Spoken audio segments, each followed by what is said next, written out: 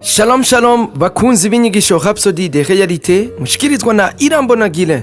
Turi ku munsi wa gatatu itariki 13 z'ukwezi k'umunani umwaka w'2025.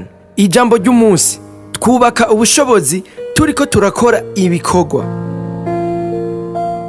Dusome mu gitabo ca Yohana igice ca 4 ku murongo wa 35 havuga ngo, mbega mwebwe ntimuvuga ngo hasigaye amezi 4 iyimbura rikagera?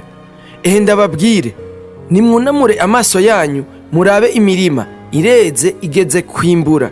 Abantu bamwe biyumvira ko imbere yuko ushobora kuba uwuzana imishaha mu buryo bubereye utegerezwa kubanza kuba ahantu ha wenyene ngo wiyubake mu nkomezi. Ariko ukuri nuko mu bijanye no kuzana imishaha twubaka ubushobozi mu gihe turiko turakora ico gikorwa.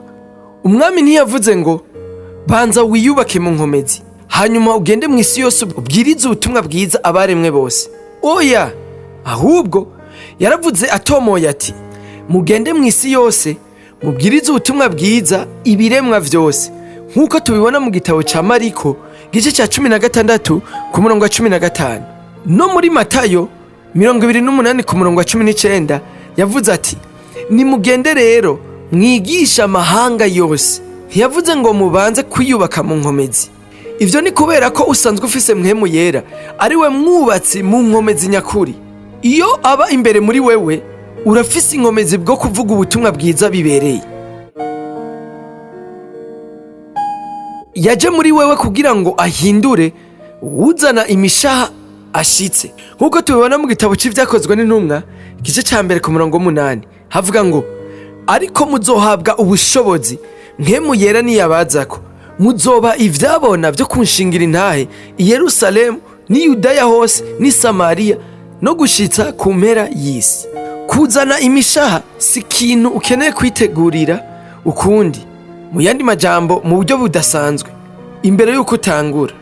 Mu gitabo ca 2 c'Abikorino igice ca 3 uhereye ku murongo wa 5 gushika ku murongo wa 6 havuga ngo, suko dushobora ubwacu kwiyumvira ikintu cose nk'ari twebwe candurutseko, ariko dushobozwa n'Imana niyo yadushoboje kuba abakozi b'isezerano risha. Iyumvire kuri ivyo, mpwemu yaramaze kuguhindura umukozi ashoboye mu isezerano rishasha. Yaramaze kubaka ubushobozi bwawe, ivyo ukeneye gukora n'uguseruka. Uko urushiriza kuzana imishaha niko arushiriza kongera ubuntu bwiwe kuri wewe ngo ukore vyinshi. Rero wubake ubushobozi bwinshi mu gukora ico gikorwa.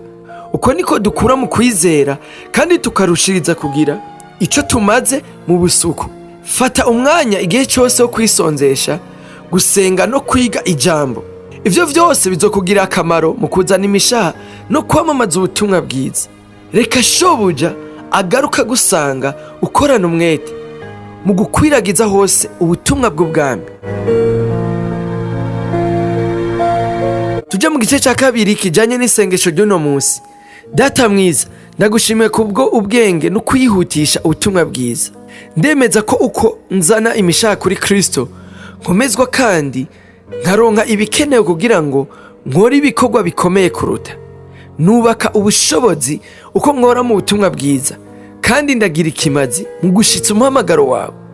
Ndagushimiye kubwo kungira umukozi afise ivyamwa mu bwami bwawe, mu izina rya Yesu, amen.